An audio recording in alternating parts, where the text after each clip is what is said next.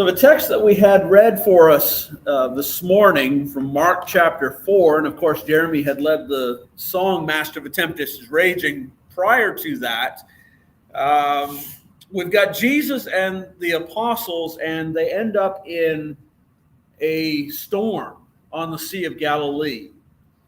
And as we look at the context of this taking place, it was after a rather busy day of teaching by the Sea of Galilee, and Mark tells us that the Lord and the apostles got into the boat and out they went onto the sea.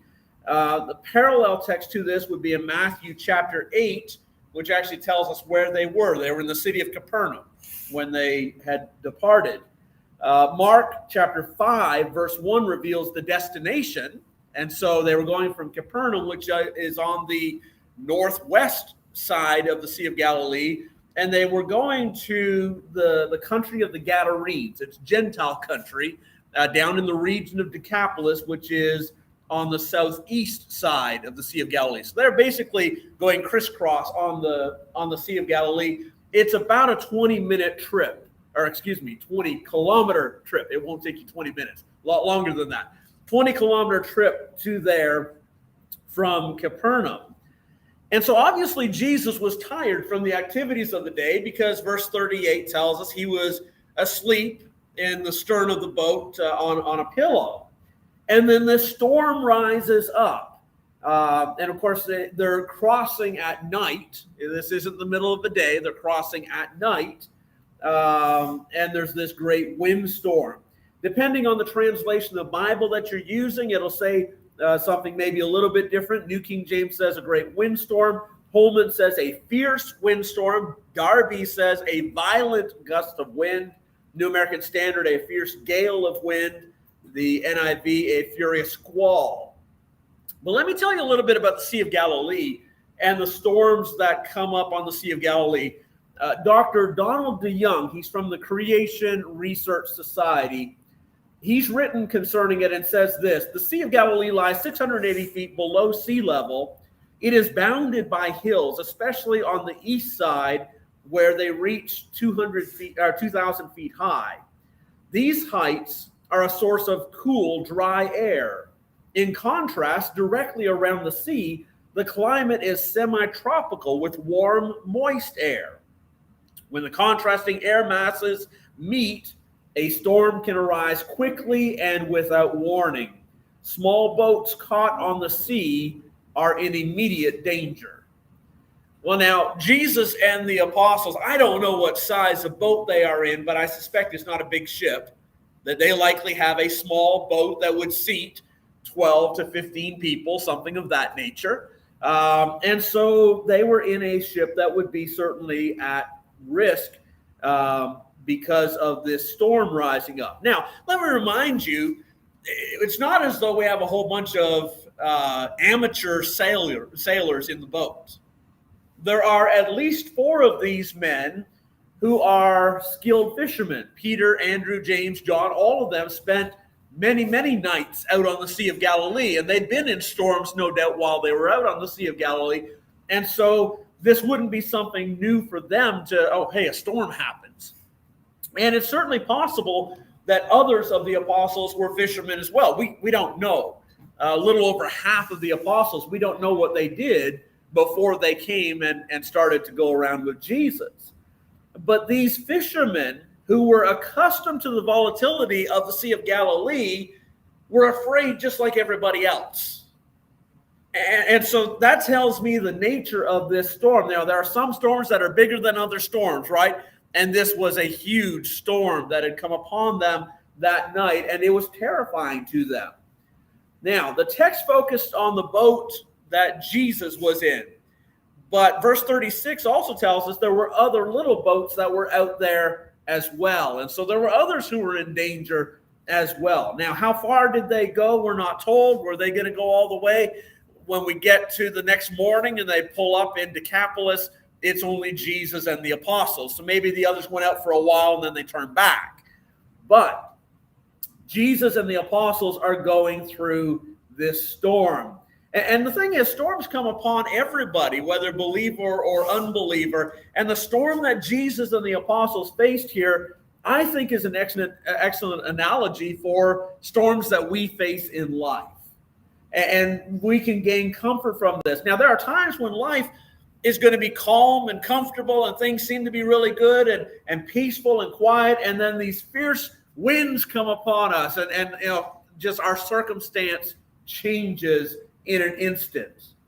And it might be physical health, it might be mental health, it could be troubles at work that we're facing, it might be family issues that are causing heartache and despair, all kinds of storms that happen. But whatever the case, whatever kind of storm it is, understand that we serve a God who can bear us through the storm and give us victory over the storm. And so we're going to talk about storms of life today and use this text in order to do so. Now, to start with, let's just acknowledge that storms are going to happen. They will come. That's a fact of life. And we understand that with the literal storms, if you live in certain areas, there is a tornado season, right? It's not that they're rare things. It's that you're expecting them during a certain time. You live in other areas, there is a hurricane season. It's going to happen. They actually name them after the alphabet, and they usually get pretty deep into the alphabet as they're naming those hurricanes. Canada, and in particular this region of Canada, is pretty good for not having natural disasters. Occasionally we'll have a blizzard. It's rare, but occasionally we will. But there's just all kinds of storms and things that literally happen. But then when they do happen, who does it affect? When the hurricane comes through and it's knocking over houses and flooding basements and those kinds of things, it doesn't skip the Christians. It affects everybody, right? Everybody's going to be affected by those storms. The storm doesn't just pass over some. Jesus and the disciples, this is the Son of God, and he was in a storm. And so the storm is going to come upon everybody. And that is the case with the figurative or the proverbial storms of life as well. That we're not going to be spared those storms just simply because we serve God. They come upon everybody, believer and unbeliever alike. Now, though being a Christian doesn't free us from the storm, we have hope in the midst of the storm. And we can cling to God in the midst of the storm. We're certainly going to talk about that a little bit more. But let me talk about the Apostle Paul. Paul had a lot of storms go on in his life. There were just a lot of things that he endured. Perhaps you're familiar with this text out of 2 Corinthians in chapter 12, and he lists off a whole bunch of things that he had endured. He says, in stripes above measure, in prisons more frequently, in deaths often. From the Jews 5 times I received 40 stripes minus 1. 3 times I was beaten with rods. Once I was stoned. 3 times I was shipwrecked. A night and a day I have spent in the deep. In journeys often, in perils of waters, in perils of robbers, in perils of my own countrymen, in perils of Gentiles, in perils in the city, in perils in the wilderness, in perils in the sea, among false brethren, in weariness and toil and sleeplessness often, in hunger and thirst, in fastings often, in cold and nakedness. Besides the other things, what comes upon me daily, my deep concern for all the churches. Now, as we read that text, and I've done this with that text, so these are the things that Paul went through because of his ministry. That's what I've said of that text before. And no doubt several of those things came upon him because of his faith. But let me suggest to you this, that there are a number of those things that are just coincidental to his faith, that really have nothing to do with the fact that the Apostle Paul was going around and preaching about Jesus Christ, or that he was arrested for having done so. There are some things that are on that list that just happen to people. There are, time and chance happen to all. The turbulent ebb and flow of life happens to all. He mentions in the midst of all this 3 times I was shipwrecked.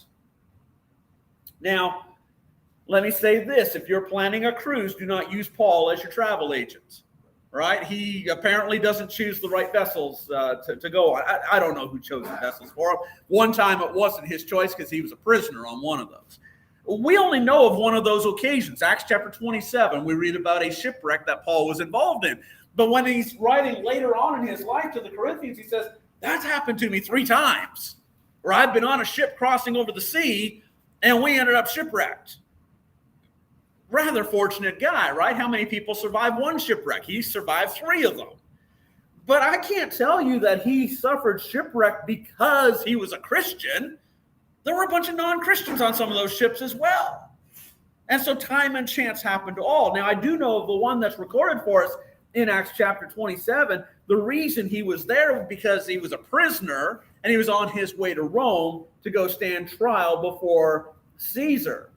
But Paul's status as a Christian had nothing to do with why that ship went down.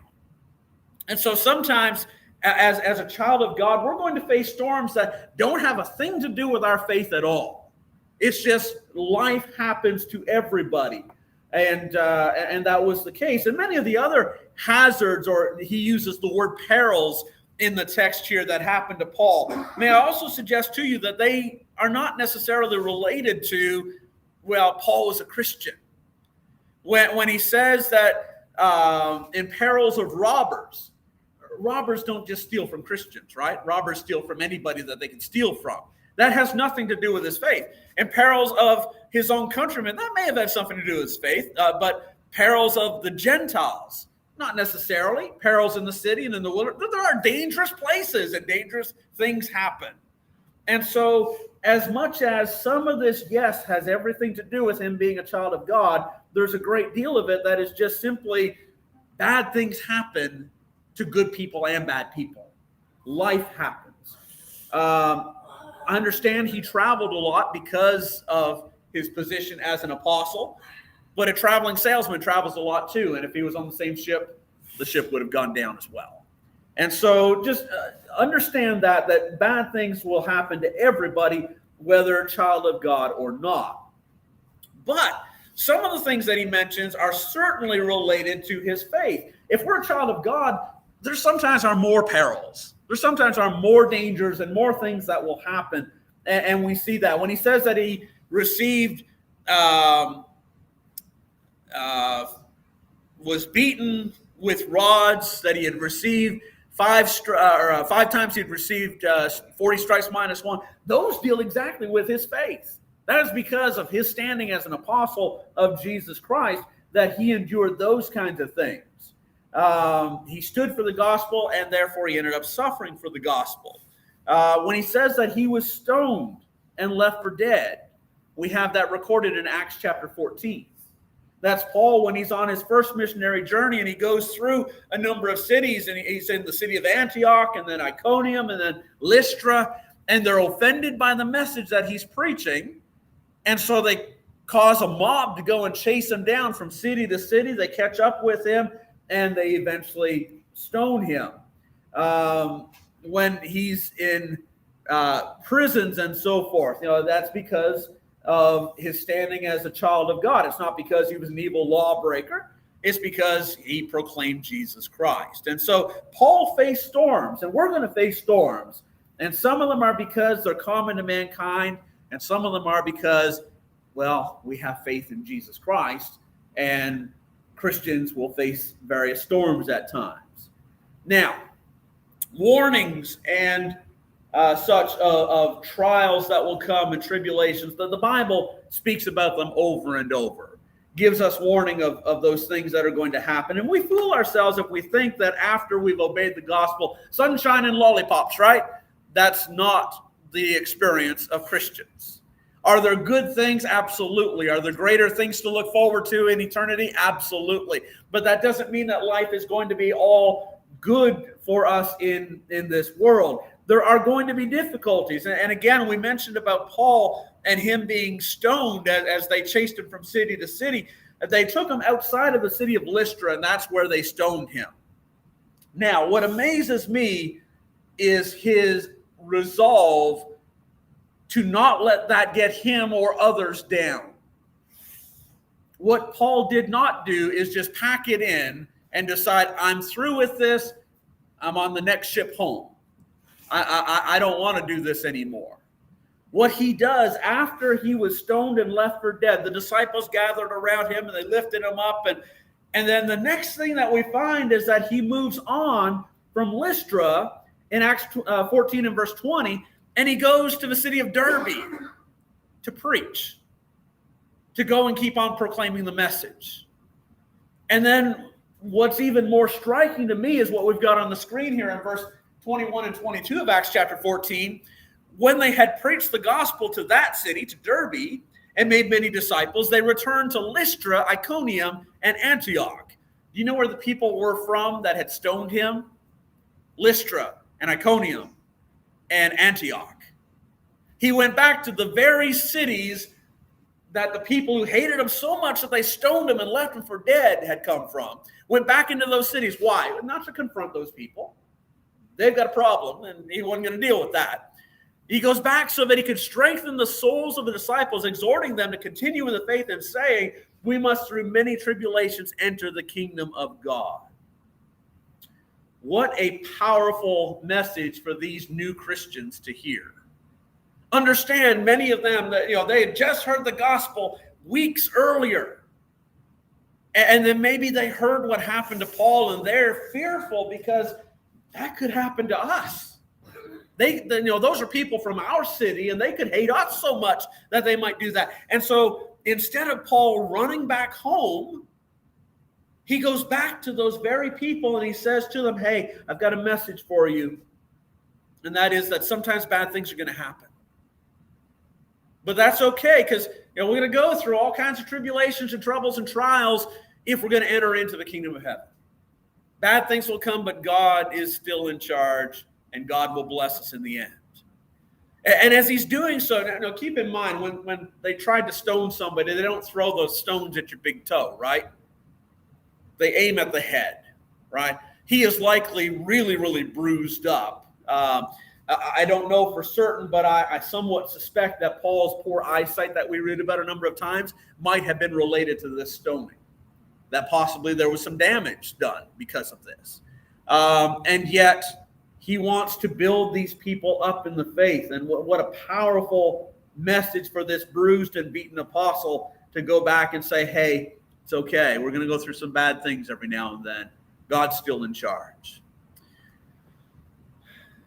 In John chapter 16 and at verse 33, Jesus, at the end of what was a rather lengthy discourse with the apostles that night, it's the night that he was going to be betrayed, he makes this statement. He says, in the world you will have tribulation.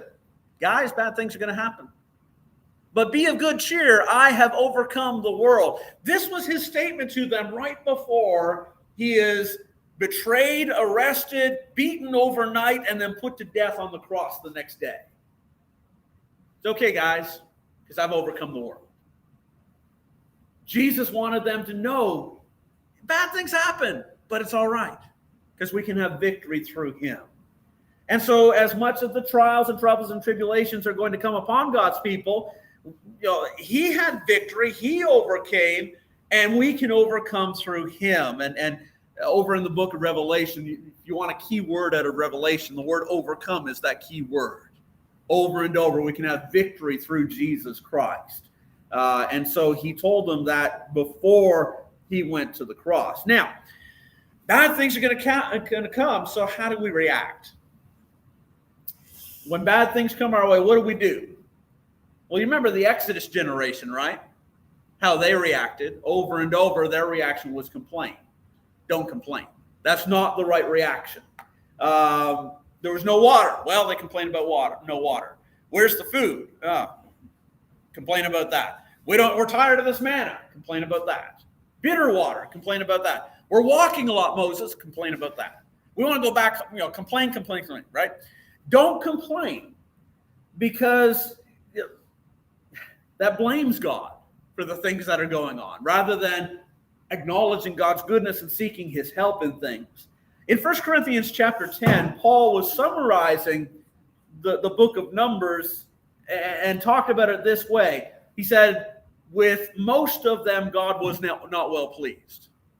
Thinking about that Exodus generation, with most of them, God was not well pleased. But then he also said these things became our example, to the intent that we should not lust after evil things as they also lusted. And he lists out some sins of theirs, idolatry and sexual immorality and tempting the Lord. And he concludes with this. He says, nor let us complain, as some of them also complained. And they were destroyed by the destroyer. Complaining is never the answer. We need to acknowledge that God's in charge and God's going to take care of us. We need to approach things through faith. This same apostle, Paul, when he's writing to the church at Philippi, Philippians chapter 2, and at verse 14 and 15, he says, do all things without complaining and disputing, that you may become blameless and harmless children of God, without fault in the midst of a crooked and perverse generation, among whom you shine as lights in the world, holding fast the word of faith. Now, keep in mind where Paul was when he wrote the book of Philippians. He wasn't on some beach somewhere. He wasn't sitting out on the deck somewhere. He was in prison when he wrote that. What's the key word of the book of Philippians? Rejoice. That was his message to the Philippians from his prison, is rejoice. In verse 17, in fact, so just 2 verses after this, he says, if I am being poured out as a drink offering on the sacrifice and service of your faith, I am glad and rejoice with you all. See, he was actually going through trials at that time, going through difficulties. He says, that's okay. If I'm going through some bad things and you're going to benefit from it, and he actually told them that in the early part of chapter 2, that people are more bold to speak the gospel because of this. Excuse me, that's back in chapter 1. People are more bold to speak the gospel because of this. And so what a great attitude that the apostle had. And in fact, they'd seen this or heard of this before. Because Paul and Philippi had a lot to do with each other. It was a special place for him. But remember when he was first in Philippi, it's Acts chapter 16 when he's first there, and he ends up in prison in Philippi. There was this young girl who was had a demon in her, and those who were her masters, they got rich off of her because she was able to do fortune telling and that kind of thing. And so she followed Paul around and kept on proclaiming, these men are proclaimers of Jesus Christ, and Paul got annoyed with her. And so he cast the demon out. He healed the young girl. Her masters were not happy because now she can't make money for them. And so they caused a stir, and Paul and Silas were arrested, put into prison. And the warning that was given to the prison guard was, you need to make sure that they are kept secure. And so here is Paul and Silas. They're tired. They're likely cold. They're in the damp and dark prison. And what do at that point? A lot of people would start complaining, right? They'd done a good thing, and now they're suffering because of that good thing that they had done. But Acts 16 and verse 25, at midnight, Paul and Silas were praying and singing hymns to God, and the prisoners were listening to them. They weren't grumbling and complaining. They had just gone through some really bad things. They'd had a storm come their way, and what they did was they praised God. They were praying and singing hymns. Now, come back to our text on the screen here. What they were doing was they were shining as lights in the world. Again, as Luke records it, he says, and the prisoners were listening to them. Understand this, people are always watching. There's always somebody who's going to be watching and going to see what we do and wondering how we're going to respond to things. And as we face very challenging things, we need to be careful about our response, that we respond in faith, not complaining, not grumbling. Paul and Silas respond in faith here. They shine as lights, and God answered a prayer right away. The earthquake happens, and the chains are all loose, and the doors are all open. And remember, the prison guard comes along, and he's thinking, oh, no, I lost all those prisoners. He pulls out his knife. He's ready to end his own life. Paul says, no. Don't do yourself any harm. We're all here. Why did all those other prisoners stay when their chains had fallen off and all the prison doors are open? Could it be that they had been influenced by Paul and Silas and what they had seen? They maybe wanted to see some more of these guys. Don't underestimate the influence that we have on other people when we go through difficult times. Other people are watching. And so In the words of Jesus, you are the light of the world. Let your light so shine before men that they may see your good works and glorify your Father in heaven. All right, coming back to where we started, Mark chapter 4. How did the apostles respond? Teacher, do you not care? Do you not care that we're perishing? They responded in fear and doubt. Lord, why aren't you doing something about this? Have you ever had that kind of response to something? Like, Lord, why? We were studying Job Sunday mornings, right? I'm sure he was wondering that a lot. Why? But their response here is one of fear. That's what Jesus identifies it as, verse 40. Why are you so fearful? How is it that you have no faith? And I'm not going to jump all over the apostles for this, because sometimes we find ourselves in the same boat, proverbially, where bad things are happening and our response is not what it should be. We respond out of fear and doubt and questioning, and we don't have faith. What they did is they looked at the magnitude of the storm that was around them, and they concluded, Lord, you're not helping us. We're going to die. We're perishing in this. And we get that way in storms sometimes as well. We get so focused on the storm that we forget how powerful the Lord is. Back home in our kitchen, I don't know if you've seen it or not, we've got a plaque there that says, don't tell God how big the storm is, but tell the storm how big your God is, right? We have a God who is bigger than any storm that you and I will face.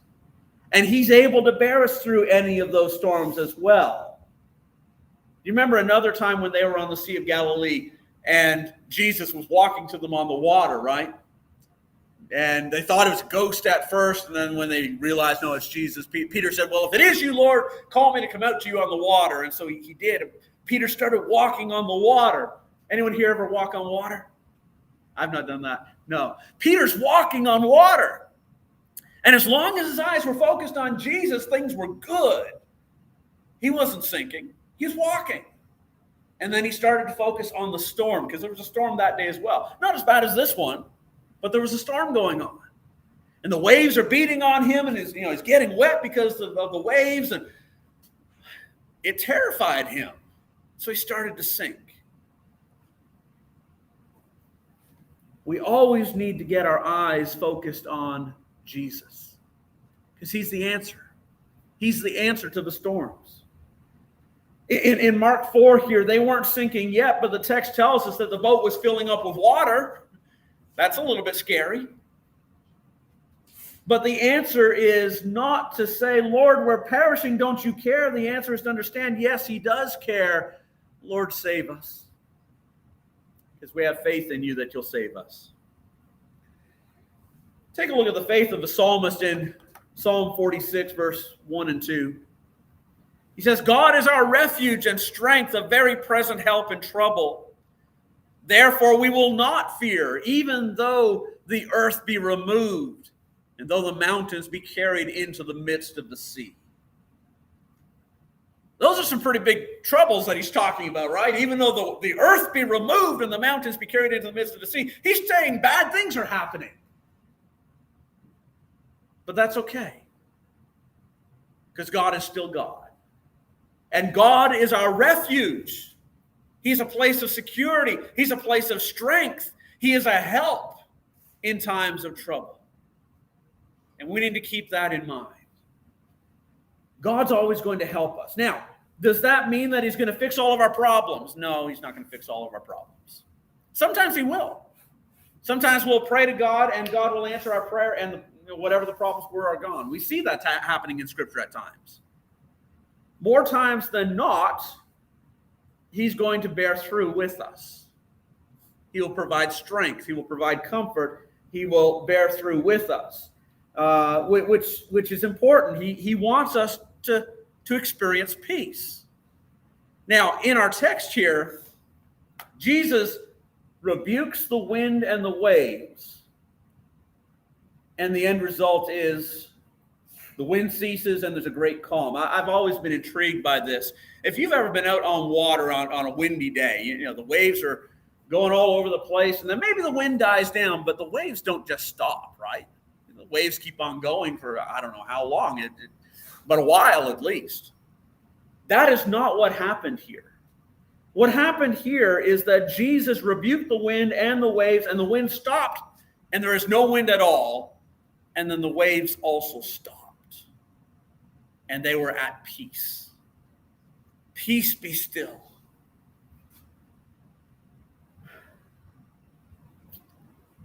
He can do the same kind of thing in the storms that we face. If we're being tossed to and fro in that proverbial boat that's filling up with water, the answer is petition the Lord. Ask him to help. And don't presume to tell him what to do. We might like him to do this, right? You know, just calm everything for me, Lord. He might not do that. He might do that. But he knows how to bear us through the storm. Sometimes he will make the storm stop entirely. Other times he will be with us and endure with us and overcome with us. Let me close with this. Philippians chapter 4, verse 6 and 7. That same apostle who gave that huge list of things that he had gone through, that same apostle writing from being in prison in Philippi said this, "Be anxious for nothing, but in everything by prayer and supplication with thanksgiving, let your requests be made known to God, and the peace of God which surpasses all understanding will guard your hearts and minds through Christ Jesus." The context of the statement is bad things are happening. And when bad things are happening, don't be anxious over it. Don't stew over it. Don't, internalize it and have it destroy us from the inside. He says, here's what you do when bad things happen. Take it to God in prayer. Be anxious for nothing, but in everything, by prayer and supplication, with thanksgiving, let your requests be made known to God. And then, what was the next phrase? And the peace of God, which surpasses all understanding, will guard your hearts and minds. Paul's not saying the Lord's going to come to your storm and say, peace be still, and end the storm. He's saying what he's going to do is he's going to give peace to you in the midst of the storm. I know I've experienced this a number of times in life. Prayer is so helpful when we're going through bad things. We ought to be praying all the time. But when we're going through struggles and stresses in life, do not stop praying. Pray more. Because God is going to give us peace. That's the promise of the text. He says, if we'll pray to God, let your requests be made known to God, and the peace of God, which surpasses all understanding, will guard your hearts and minds. I'm not going to tell you how it works, because Paul says we don't know. He says it surpasses all understanding. What I can tell you, and what you likely understand as well from experience, is it does work. That when we bring our troubles to God and we lay them before him, that he grants us a measure of peace. That doesn't mean the storm isn't still there, but there we are in the midst of a storm, and we have peace because we know the one we serve has victory over all storms. It gives us perspective. It gives us eyes to keep ourselves focused on Jesus. And so may we petition the Lord because he answers prayer. May we seek the peace that the Lord can give in the midst of those trials. Understand, storms are coming. We're all going to face storms. That's just the nature of life. But that's okay. Because we've been armed by God to meet them with faith. And if we'll meet them with faith and we'll come to God in prayer, we will have peace in the midst of them. Again, remember Jesus' words. In this world, you will have tribulation. Be of good cheer. I've overcome the world. One last text, the lesson will be yours. The Apostle John actually echoed that. 1 John 5 and at verse 4. Whatever is born of God overcomes the world. And this is the victory that has overcome the world. Our faith. Have faith in God. He will give victory to us in the storm that we face. All right, if we can help you in your walk, studying God's word together by spending time in prayer, how can we help? What can we do to build you up? Maybe you're going through a storm. One of the things that God has given us in the midst of those storms is one another. We can help each other. And so if we can be any service to you, let us know as we stand together, as we say.